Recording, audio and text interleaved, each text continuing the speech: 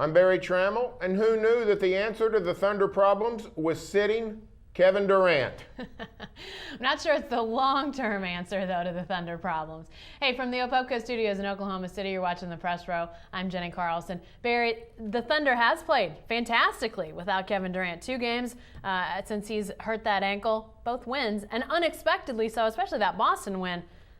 I'm not sure this is the long-term answer, though, for the Thunder. Well, I mean, no one wants to see Kevin Durant sit out too many more games, but the evidence is overwhelming. The Thunder couldn't play a lick of defense. Kevin Durant goes to the bench, misses 2 games. All of a sudden, they're holding teams in the 80s. You do the math. Hey, Kevin Durant, when you get back, watch those other guys. They're playing defense. They're not letting people go back door. They're not losing their man. Something has clicked with the Thunder defense. Now, it's Nick Carlson is back, and that helps a bunch. But Carlson was back even when with a healthy Durant for a couple of games. Defense was still sputtering. I think Kevin Durant has played poor defense. I think he has gotten lost.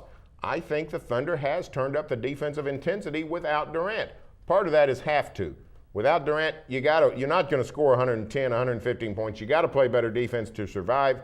And the Thunder has. Yeah, I think that's a lot of it. I think these guys, including Kevin Durant, know how to play defense. I mean, Kevin Durant is not going to be probably in the running for Defensive Player of the Year anytime soon, but he's improved. But granted, I think they were all struggling defensively up until this past weekend. And who knows? You know, we've seen teams in the past that have had players injured, and the team steps forward, and you see those reserve guys really emerge and learn from that opportunity. I mean, not only is this team playing without Kevin Durant, they're playing without Jeff Green as well. So you really see a team that, by necessity, Barry, has to play better, and they're responding. Maybe this is the kickstart to the rest of the season. Well, maybe it is. Last season, early in the year, the Thunder was not playing shutdown defense. They were not playing great defense. It took a while to get into, late November or December is when they really turned it on and became sort of the team that we saw down the stretch. So maybe this is a slow starting team as well. I will say this, for all the criticism, including a bunch from me, they're 9-4. They won 9 of the first 13 going into Monday night's game against Minnesota. They're in great position.